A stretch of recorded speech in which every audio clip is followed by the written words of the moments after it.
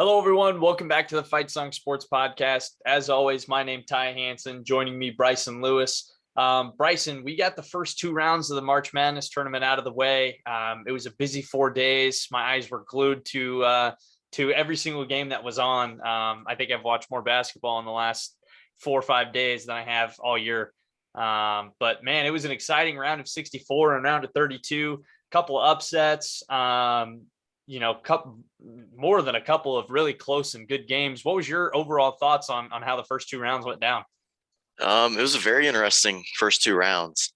There were obviously a couple surprises or upsets that I think a lot of people weren't expecting. And I think there were a few that, I think even we called on the podcast, such as North Carolina. They've moved on to the Sweet 16. So it's been a really interesting tournament so far. Yeah, I agree. The thing about, making brackets and everything, and I said this last time we had our guest on, when you go to make your brackets, you have to pick upsets. You got to pick them. But if you pick the wrong ones, not only are you missing that one, but you're also missing the one that ends up happening that you didn't pick. And I think that was kind of the case for both of our brackets this year. You saw a team like St. Peter's, who I even said on here that I felt like they maybe had a shot against Kentucky. It was a long shot, but I felt like they had a shot, and they did and pulled it out. Of course, I picked Kentucky in my Final Four. And so, that just burns a hole through my bracket there. And I felt like we've had some, pleasant surprises, that one being obviously the first one. There were some question marks with the team like Michigan. They were a lower seed. They were the 11 seed in that 11-6 game against Colorado State. They came out and beat them, won their second game against Tennessee, who, a lot of people love that Tennessee team, even had them as their national champions in some cases.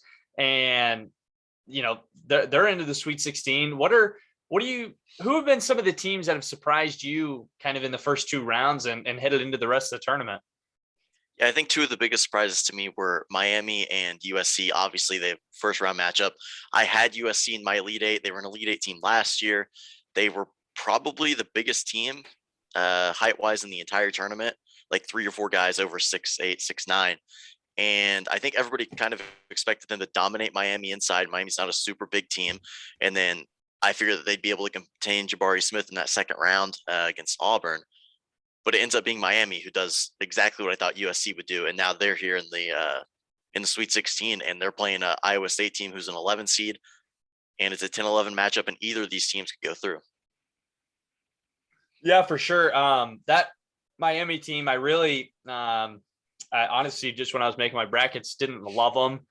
I thought USC was definitely just a better team. And, as you mentioned, USC could have given some troubles to Auburn, but Miami ends up winning that first game. And, then they really kind of gave it to Auburn. Auburn just did not look like themselves in that game, and Miami just controlled it. They're into the Sweet 16 against a favorable Iowa State matchup. They can win that, and they're into the Elite Eight. The USC team really let me down because, I had Auburn beating them in the second round if they were to get there, but that was a game I had some worries about. And it ends up being Miami, the one that ends up taking them down. I definitely agree that ended up being a better 7-10 matchup than kind of what I thought. I didn't really put a ton of time into researching that game. I just kind of penciled USC in because I knew their background and what they had done last year. And obviously it didn't go their way. Yeah, absolutely. And I think maybe another surprise to people was Providence.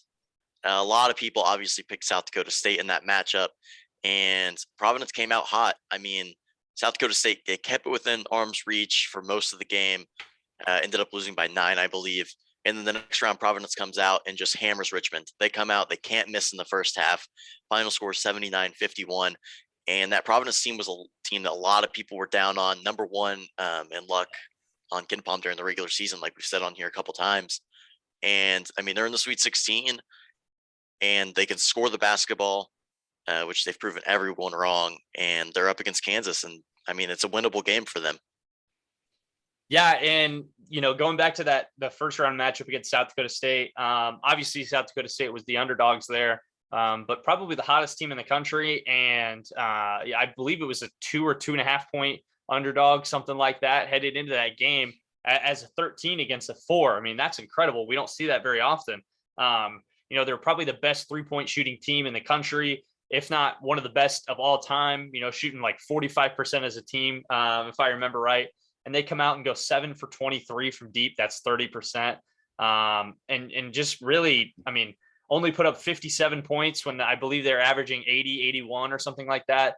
I just felt like it was a disappointing performance. They only put up 23 in the first half. It just, we were watching that game and me and you were going back and forth texting about it. And it was like, it just seemed like it was a different team that was playing than what we saw all year. And that seemed to be like an upset that you could just pencil in. And, if you told me Providence would be in the Sweet 16, they've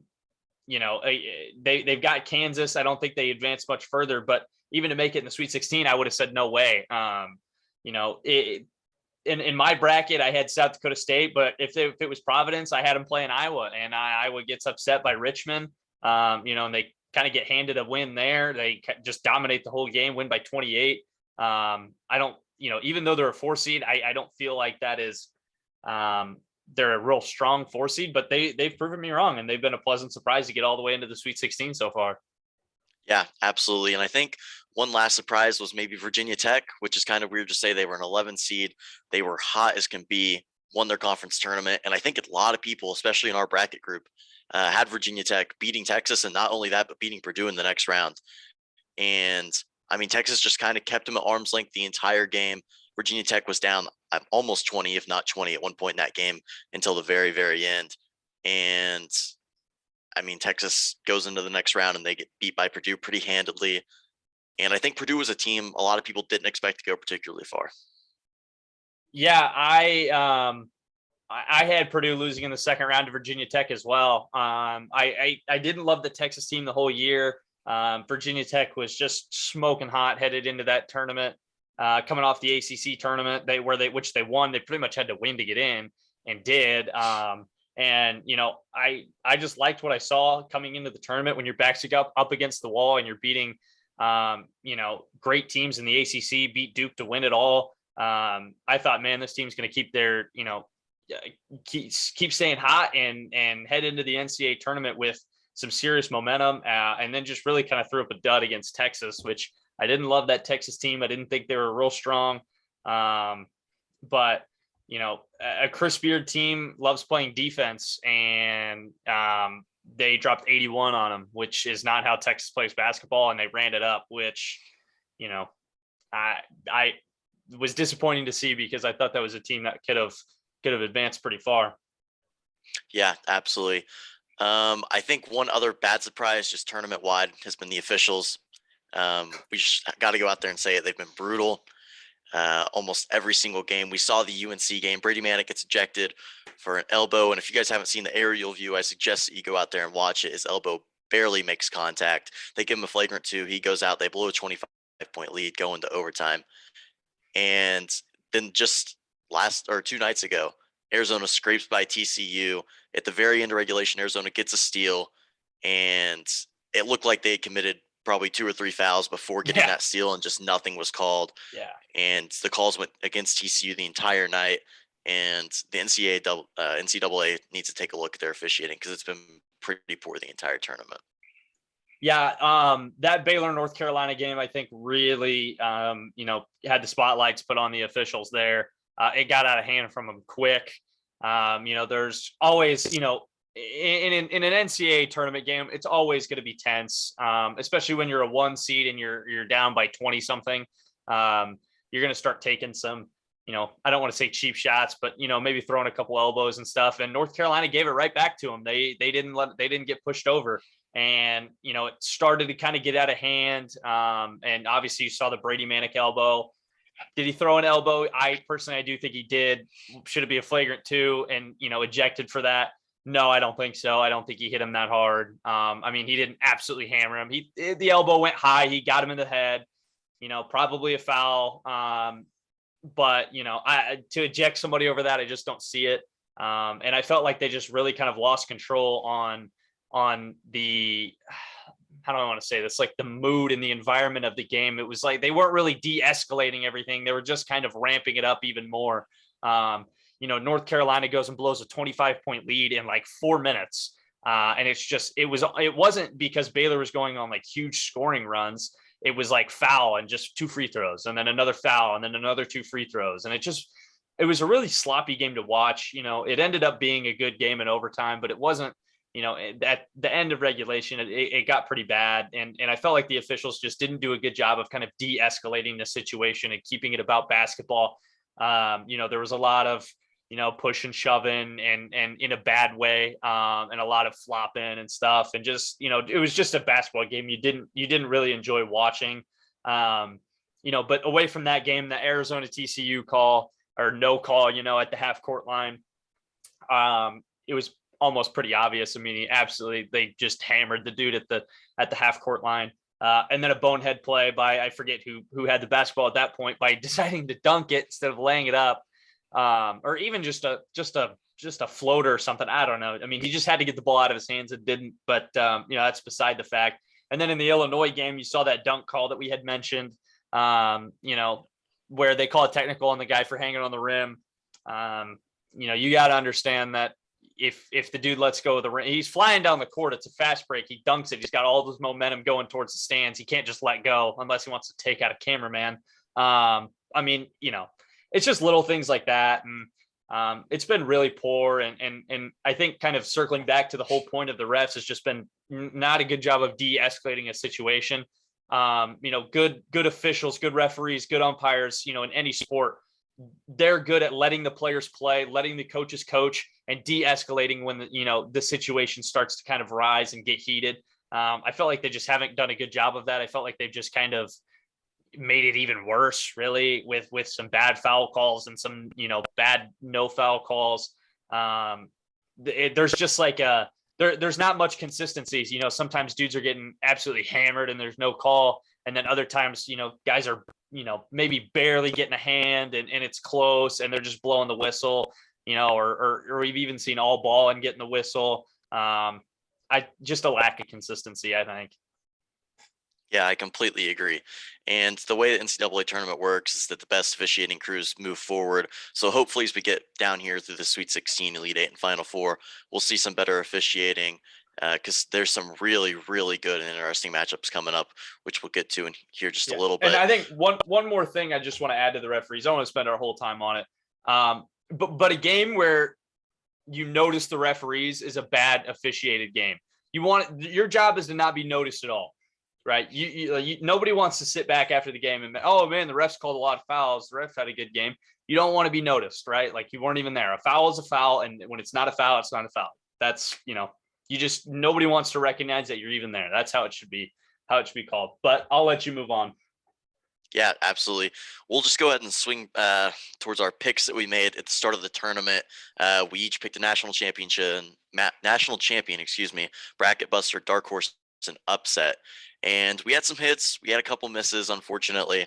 But we'll start with our national champions. And you had Kansas and I had Arizona. Both teams, a couple close calls, particularly in the second round. But they both move on. They've both survived and advanced up to this point. And, I mean, they look like solid picks so far. Arizona's played some really good offense. Kansas has played some really good basketball. But they've got a couple tough matchups coming up here. Yeah, I mean, the motto of March is survive and advance. It doesn't matter if you win by 100 points or 1 point, you move on to the next round. And, there are 2 1 seeds who have gotten the job done in 2 games in a row. And, part of having that advantage of being the 1 seed is you get an easier path than everybody else. But they got a couple tough games, both Kansas and Arizona out of the 9 seeds, with Creighton and TCU respectively. They're both still alive, and that's all you can ask for. I mean, it doesn't matter how clean or sloppy, how much you've won by, how much, you've barely scraped by. It doesn't matter. I mean, you win in advance. It doesn't matter if you win every game by 1 point. If you win until the national championship game, then, you get to hold up the trophy. And that's that. Yeah, absolutely. So I think one plays on Thursday, one plays on Friday this coming week. But our bracket busters, this is where my USC pick comes in here, and they obviously went out in the first round. Huge miss. First rounds, I had them in the Elite 8. It happens, but you had UNC, and that's a team that we both picked to at least the Sweet 16. But we both talked about Baylor was a very beatable team this year, and you hit on this point. Yeah, touch on your USC team real quick. I definitely saw it when you said bracket buster USC. I loved it because I didn't love that Auburn team, and if they got by Miami, I thought they could have beaten Auburn and made some noise out of that region. But back to UNC. I was iffy on the Marquette game, and they just went out and just hammered Marquette, won by I believe 30 something points. And then I didn't love that Baylor team as a 1 seed. I thought that they were very beatable, especially coming off of a national championship. We haven't seen a repeat champion, I believe, since Florida, correct? It's Correct. Florida the last, yeah. It's just hard. And even though you're an 8 seed, you've still got North Carolina across your chest, and, that attitude is still there for them. And obviously, as one of the 4 1 seeds, a lot of people I felt like were going to have Baylor picked as their national champion. And I just saw a pretty early exit for him, and I ended up getting that one right, fortunately.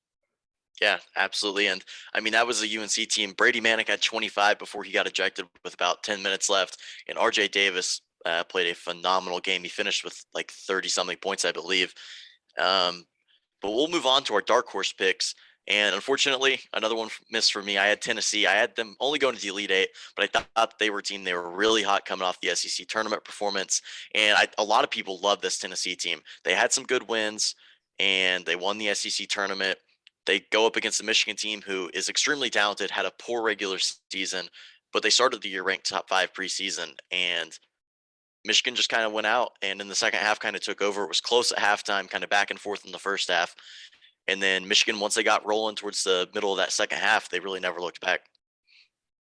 Yeah, I like that Tennessee team a lot too. I thought they were pretty solid. I don't know that they could have made a run all the way, but I definitely felt like they could have had, a pretty deep run. But you got a kind of a bad matchup in the second round with Michigan, because that Michigan team is so loaded with talent, but just hasn't performed all year. And I think one of the things, kind of the question marks on them, especially into Selection Sunday, was what team is going to show up? What team are we going to have? Because Michigan's, when they're on their game, they're probably a top, 15, 10 team in the country. And I don't think anybody will, disagree with that. This team's really good, but they don't show it every single night. I believe they had and it was like in their last 10 or 12 games, they had split every game. It was win, loss, alternated for their last 10 or 12 games, I believe, headed into the tournament. So the consistency just wasn't there. And, I think this is a Michigan team that could probably even beat Villanova and make a deep run there. But I like that Tennessee pick. I just think they got stuck with a kind of bad 11 matchup in the second round. But when everybody's good when you're in March. So, you got 64 good teams.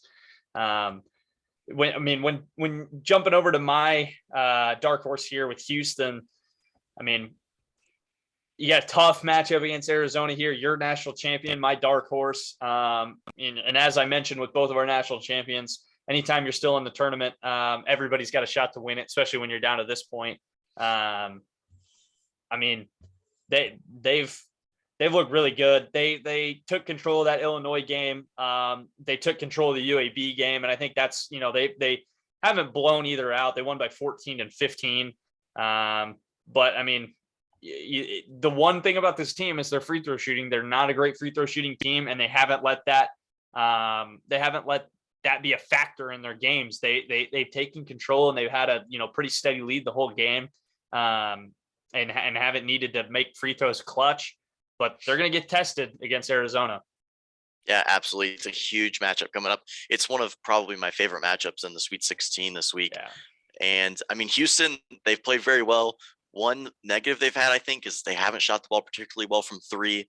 And when you play a high scoring team like Arizona, that can come into play. But I think it's going to be a really good matchup. I think it's going to be decided by less than 5 points.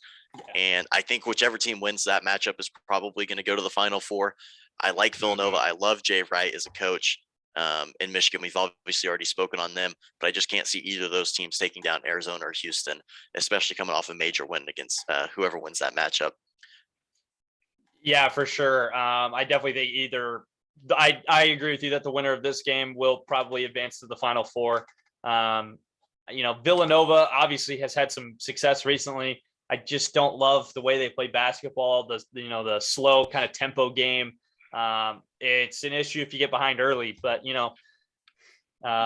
Jay Wright has been there and done it before. And what does he have? Two? I believe he has two national championships. Two, I believe. Yep. So that's also a team that you can't write off. And they're a 2 seed this year, Villanova, but I feel like nobody has really kind of picked them to go all the way and win it. Honestly, I haven't really seen a whole lot of Villanova picks, but they've obviously been here in the past, and in recent memory, really, I believe just 4 or 5 years ago they got one. What was it? 17 they won? I think it was 2016 and then 2018. I believe for the 2 years. Yeah. I wasn't sure if it was 17-19 or 16-18 because I know there was a year between them. Yeah. But those are two matchups I love there. Yeah, I completely agree. Villanova is, they're a tough out for anybody in this tournament. Yeah. But we've definitely got our eyes focused on the Arizona-Houston matchup. And as for our last picks, our upset picks, finally one I hit on. Iowa State, I said it on the podcast, I thought that they could get to the Sweet 16. They're a team that forces a lot of turnovers. They don't let teams shoot the 3 ball particularly well. And that's exactly what they've done. They forced LSU to turn the ball over a ton. They scraped by, beat them by 5, and then played a Wisconsin team who both of us did not like particularly very much. And they won 54-49. It was not a pretty game at all. Wisconsin shot the ball poorly, just like I kind of expected they would against this Iowa State team. And they obviously lost Chucky Hepburn in the first half, which kind of crippled their offense a little bit. But that was finally one that I hit on. And they've got a favorable matchup. I thought they would play USC, excuse me. They've got Miami, more favorable than the USC matchup, I would say. But I do expect Miami to win that game. And as for you had San Diego State. South Dakota State. Sorry, SDSU. Either one, they both lost. You did have South Dakota State in your Sweet 16. Yeah, I did. We mentioned earlier that they were probably the hottest team in the country coming into this game. I didn't love the Providence team. Number one luck and Ken Palm. I just felt like they hadn't seen many teams that play the way that South Dakota State played this year. I felt like South Dakota State could obviously like a 2 or 3 point underdog, whatever they were. I felt like they had a really good shot there. And then I had them playing Iowa in the second round. And I felt like if anybody in the tournament was going to keep up with Iowa, it was going to be South Dakota State. Well, Iowa, neither team even made it to the round of 32. But it was a popular upset pick. And, as I mentioned earlier, if you don't get the upset pick right that you picked, then you're going to not only miss that one, but, the one that does actually happen. And I felt like there were a lot of upsets this year that, I didn't pick. I didn't love the New Mexico State team that beat UConn. I didn't love Notre Dame against Alabama. I had Davidson over Michigan State. I'm picking upsets and I'm missing the ones that happened. And then the ones I did pick, don't happen either. So, the upsets just for me this year I didn't pick the right ones. They were not very good. Yeah, absolutely. I was pretty much the same on that part. I had South Dakota State going into the second round. I had them losing to Iowa. South Dakota State, it just seemed like they could never really get going. They'd hit 1 or 2 threes, which is the hallmark of their team, and then they'd miss 5 or 6 in a row, empty possessions, turnovers, whatever it might have been. But yeah, I think we just missed on several of the same upsets. We came on the podcast last week, talked about how much we didn't really like the 12-5s, and I think we both picked Indiana just because we felt like we had to pick one because it happens every single year. And Indiana goes out and loses by 29. And then Richmond beats Iowa, which I don't think anybody expected after the Big Ten tournament. No. And New Mexico State, UConn, maybe one of, I don't want to say the ugliest games because New Mexico State got to 70, but that first half was not pretty to watch at all. Yeah, that game was not very good. It was pretty bad. UConn didn't play well at all either. UConn was the team that I had beating Arkansas in the second round in a matchup against Gonzaga, and they go out in the first round and played just a brutal game. I didn't like the way they played at all. And then, I looking at the 12-5s this year, I didn't love any of them. I went to pick one and I said, I guess I'll take Indiana. But I also really like that St. Mary's team. I thought that they could have been really good as well. But I just felt like I needed one, and I felt like Indiana was the best 12 seed, and they just got absolutely hammered. I mean, St. Mary's scored 82, and they're a defensive team. They're just, yeah. I mean, I got them all wrong this year. The 12-5s all wrong, and then I came on here and said that I love the 13-4s. We got a good game in Arkansas, Vermont. I had Arkansas winning that game, and they ended up winning by 4. But that was a really good game, and I think Vermont came out and showed everybody what they were seeing was true. The Akron played UCLA close. I didn't love that Akron team, but they played them really well, played them close. And then the Tennessee Chattanooga Illinois game really frustrated me. I believe Illinois led for 25 seconds. It was, 25 seconds and won. I had Chattanooga in that game, and I was watching it, and I was just like, man, this looks really good. Like, they're leading the entire game, and then it kind of got down to crunch time, and Illinois started catching back up. I was like, no way. And that was a tough one. That one really hurt because, I did have Chattanooga picked. And then, into the other 13-4, obviously South Dakota State Providence talked about it. It's just frustrating. I felt like we could have probably seen 2 or 3 13-over-4s this year, and we didn't even get one, right? Yeah, I don't think we got a single one. Yeah. I think one other upset we kind of talked about a little bit on the podcast was Colgate over Wisconsin. Wisconsin ended up winning by 7. Colgate, it just wasn't pretty down the stretch. I think they went almost 10 minutes without a single point, and that's obviously not going to win you a tournament game. But we'll go ahead and look forward to these Sweet 16 matchups now, and I think we'll just kind of go matchup by matchup and give our picks here. So the very first one, Gonzaga, Arkansas, who you got in that game? I've got Gonzaga. When I made my bracket, I pretty much just pushed Gonzaga all the way to the championship. But looking back on it now, they haven't played particularly great in either game. I mean, Georgia State, they ended up winning by 21, but that was a close game. It was a 5-point game for a majority of the game, and even into the second half.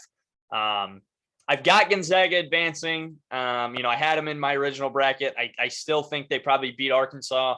But I wouldn't be surprised if Arkansas knocks them out here. Yeah, I completely agree. I've got Gonzaga. They haven't been super impressive. I mean, Georgia State, like you said, they just kind of squeaked by for most of the game, but then they went on that like almost 30-0 run in the middle of the second half that took like 5 minutes of game time, which is just ridiculous. It shows you how good they are. And then Memphis played them close. Memphis was up late in that game by 1 or 2. And I think Memphis might have beaten them if they hadn't gotten into foul trouble. But on the flip side of that, Arkansas is a team that they've also kind of just scraped by a little bit, only beat Vermont by 4. We did think that was going to be a tough matchup for them, and then only beating New Mexico State by 5. And I mean, it's March, credit to them for advancing. I don't think they've got the firepower to beat Gonzaga here, and I've got Gonzaga advancing. So we'll go to the next matchup in that region, and that is Texas Tech versus Duke. Duke, the 2 seed, Coach K's final run. Who you got in this one?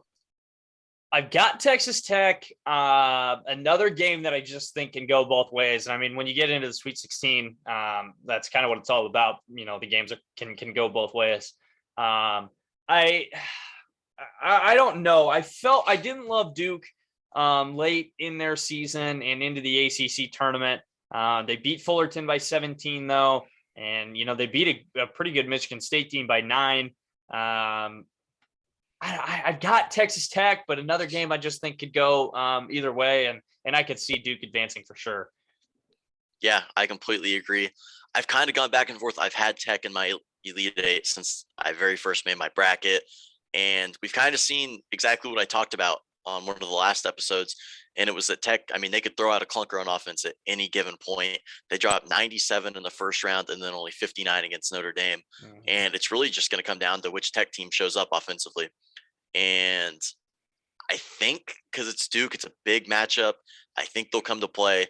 Their defense is obviously going to play phenomenal. It's the best defense in college basketball, but this is a very talented Duke team. I've got Texas Tech, but I think that's going to be another really good matchup. Yeah, and you mentioned their ability to score on offense, but not consistently. And what team is going to show up? The defense will keep them low. But can they score enough to beat you? I mean, they held Montana State, obviously not the best team in the world, but held them to 62. Held Notre Dame to 53. If they can do that to Duke, if they can hold them in the 50s or low 60s, then I definitely think it's possible for them to win. Yeah, absolutely. So we'll move on to the East region, and first matchup there is going to be UNC UCLA. Who you got in that one? I have UCLA. I had them in my original bracket, obviously, moving to the Elite Eight. This is a game I actually got right in the Sweet 16. I believe it's like one of the two. Yeah, one of two that I've gotten right.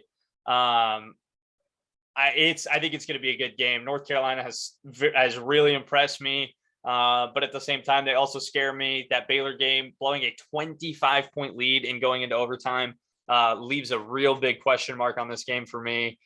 But at the same time, you get a 1 seed up by 25 in the second half.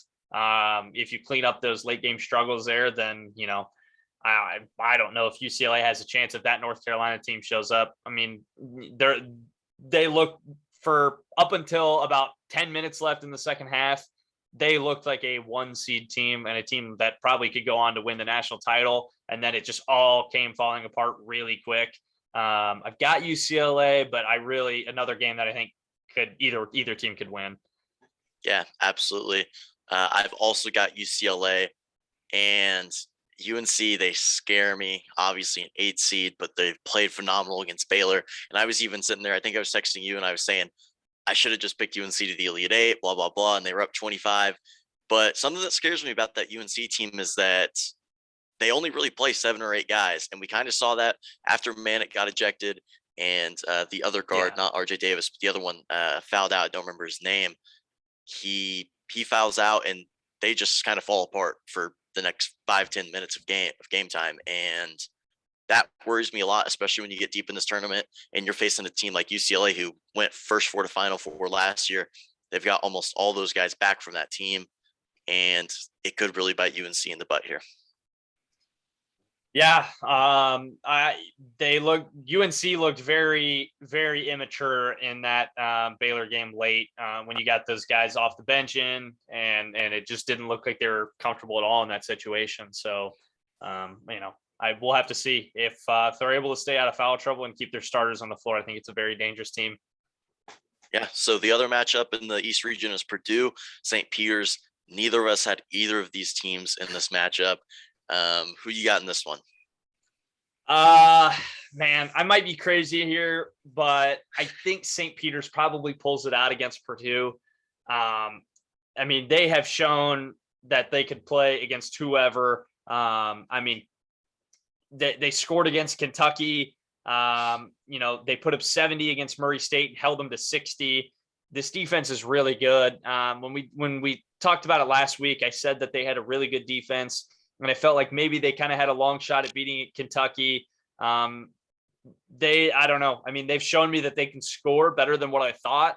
You put up 85 on Kentucky. You hold a very good Murray State team to only 60. This Purdue offense can score. They can really light it up, but they don't play great defense. And if St. Peter's comes out and plays really, really sound defense, is able to limit their offense and take advantage of Purdue's subpar defense, I think we might see the first 15 seed in the Elite Eight. Yeah. This is a game I've got Purdue beating St. Peter's. I don't love the pick. Like you said, Purdue doesn't play great defense. I struggle picking St. Peter's. I want them to win. It's a great story. I just don't know if they can compete with the size and athleticism of Purdue. I say that like they didn't beat Kentucky 2 games ago, but it's just at some point this run's going to end. I don't think they're going to win the national championship. I don't think they're going to make the Final Four. No. I've got Purdue. I'd love to be wrong about that one. Yeah, and I think another thing is, they're kind of entering uncharted waters here. They could be the first 15 seed to make the Elite Eight. And also, you can get hyped up for a first round game. We belong. We won our conference tournament. We got in. But I think kind of the difference in the mindset between a lower seed and a higher seed is a higher seed. The first game's just the first step. You just got to win your first game, and you're looking at Elite Eight, Final Four run versus a lower seed.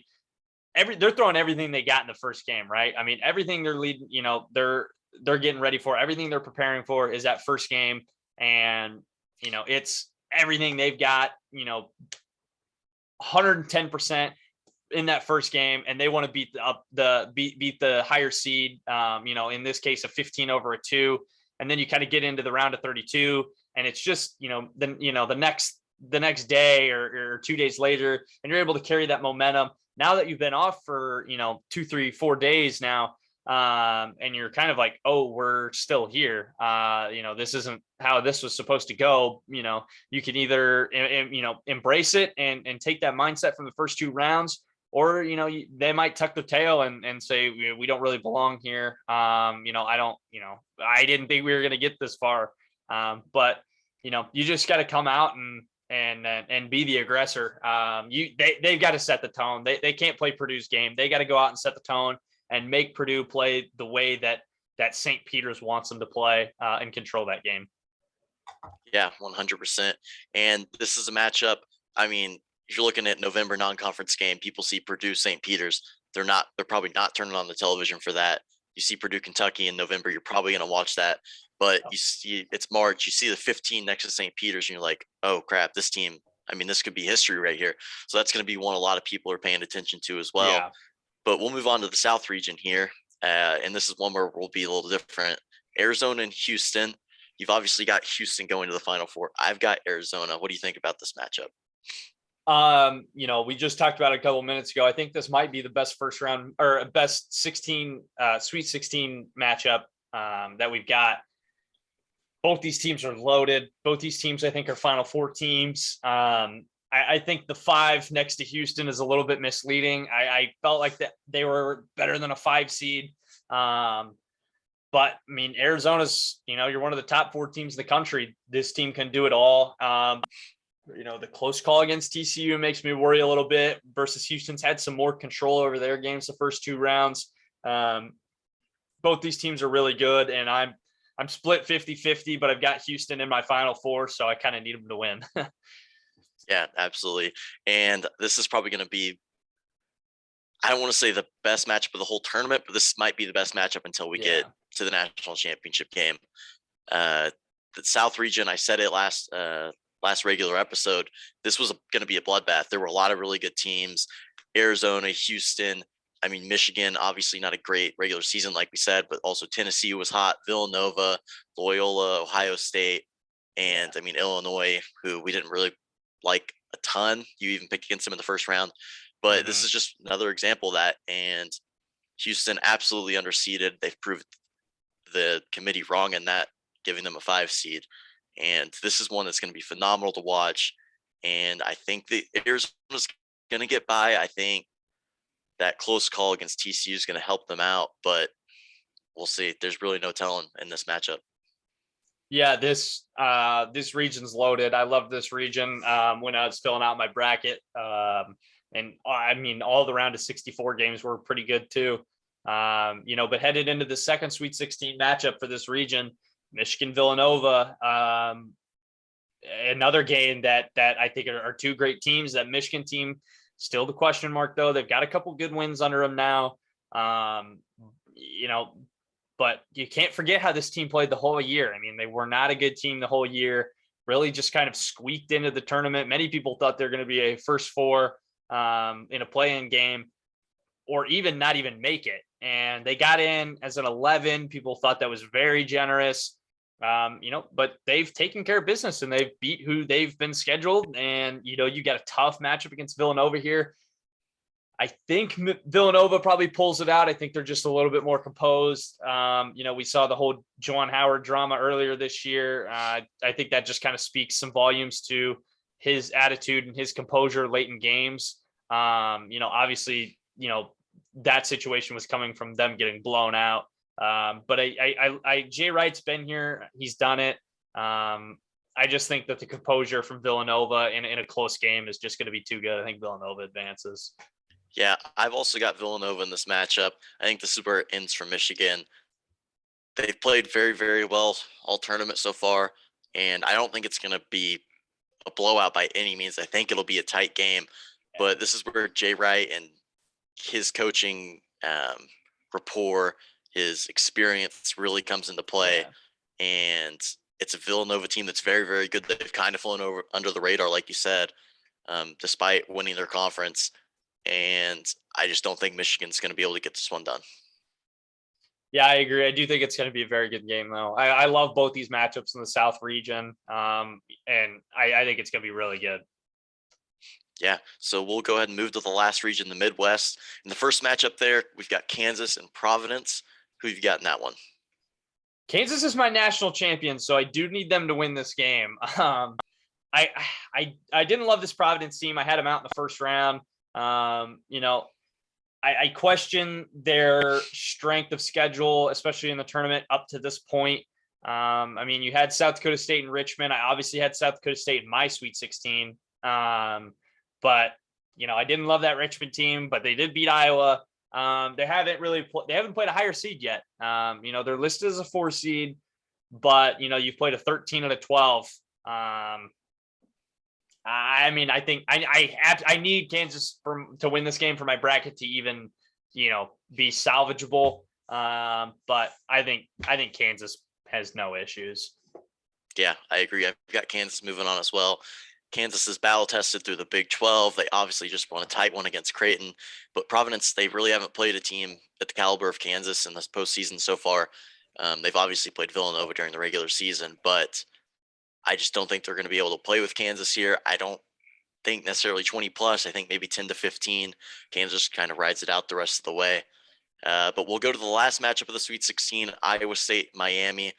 I've got Miami here. I like Iowa State. I love watching them, despite the low scoring games. And I think this is just where it runs out for them.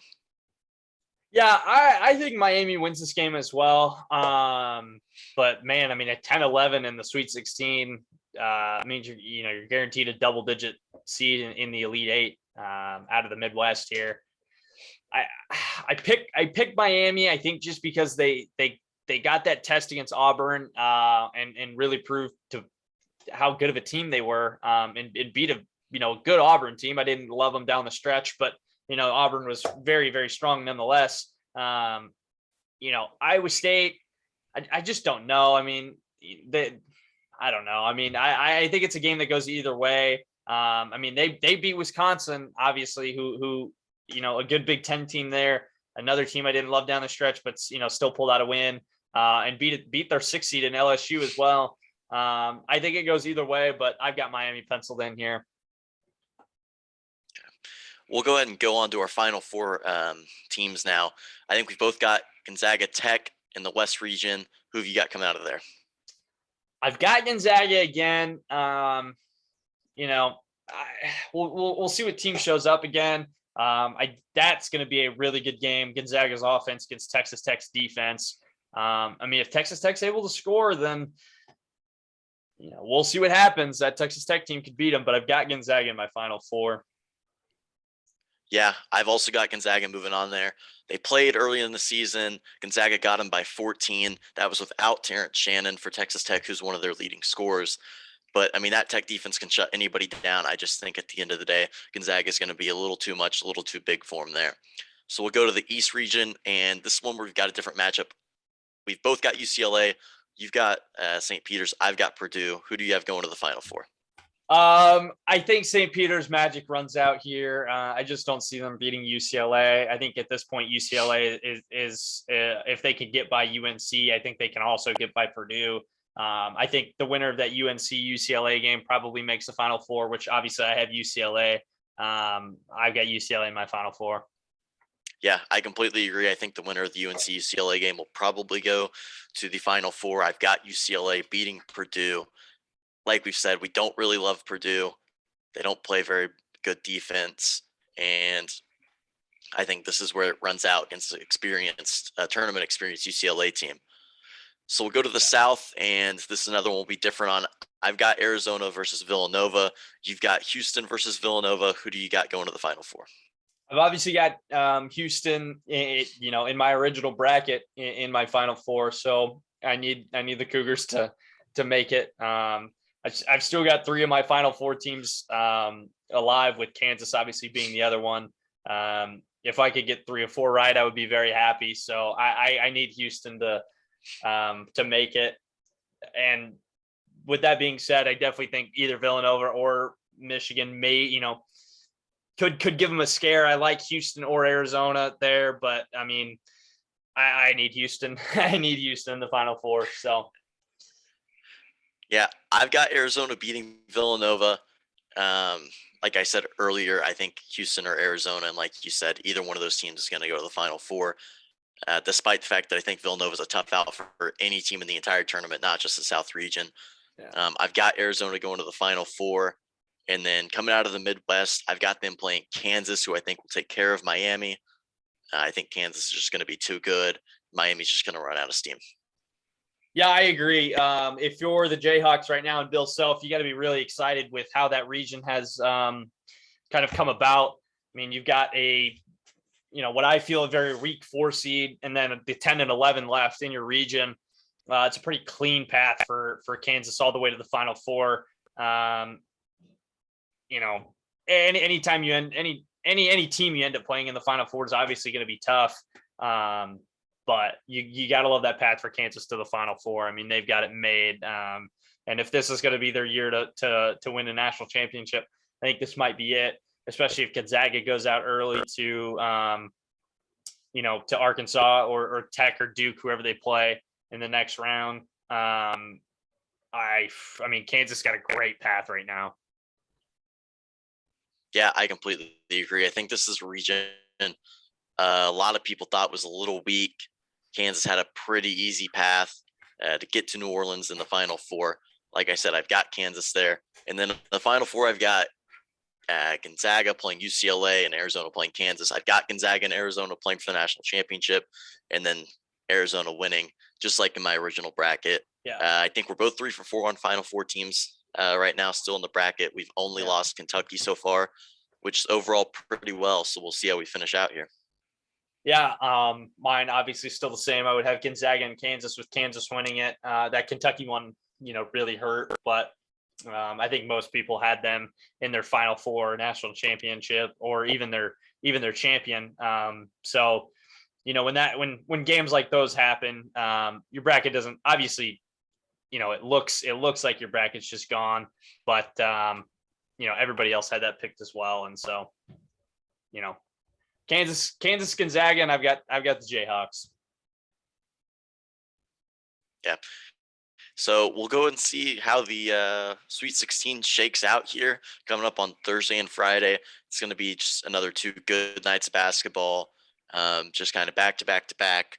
And I think that just about wraps it up for us, unless you've got anything else you want to add. No, I mean, that's pretty much about it. You just got to see how the rest of the tournament shakes out, and I'm sure there's going to be some games that go in a different way than we expected. Some teams will advance further than what we thought. I believe is Gonzaga Arkansas is the first game, right? Was it Thursday? Yes, Thursday at 6:00. Gonzaga Arkansas. And then I'm pretty sure they go by regions now. Yeah, so we got the West and the South going Thursday, and then it's the East and the Midwest that go on Friday. So I'm excited to get it back up. I feel deprived not having basketball the last couple of days. I love this time of the year. I love March Madness. So yeah, absolutely. It's a phenomenal time. And we'll be going back to regular college sports episodes here coming up. Obviously, a lot of sports teams still playing, but we just wanted to take a little bit to focus on this. It's one of the premier events in the entire country, and one of the most exciting times of the year. Yeah, for sure. Everybody in the world is glued onto this. Outside of maybe the national championship game in football, I think this is probably one of the most watched events in college sports. And and obviously the bracket helps. I mean, that's probably the majority of why people watch, just being able to fill out a bracket and follow it that way. I believe it was last episode you said not the best way to decide a national champion. And I agree, but the best way is probably to just look at who the number one team is throughout the year and just hand them the title. I mean, that was Gonzaga. But there's a reason you do this. It's fun. You get moments and although it's not the best way to decide your national title winner, it's fun and it gives everybody a fair shot. I mean, if you're one of the 64 teams that get in, you've got an automatic qualifier, win your conference and you're in. Everybody's got a fair shot. So yeah, absolutely agree. And it'll be an exciting last couple of days of the week here coming up for us. Yeah, for sure. I'm ready to get these next 2 rounds started and get back to watching some basketball. So anyways, thank you guys for listening to our weekly podcast this week. Go check out our last episode from last night. We had a special guest on. You guys will get to check that out. It's one you definitely do not want to miss. Obviously uploaded to both SoundCloud and YouTube for you guys to watch. Check out our Instagram and our Twitter, just at Fight Song Sports. Check us out there. We post pretty much every day to both. A lot of content there that you guys love to see. But anyways, we will see you guys next week, and hopefully we get some good Sweet 16 games. See you guys.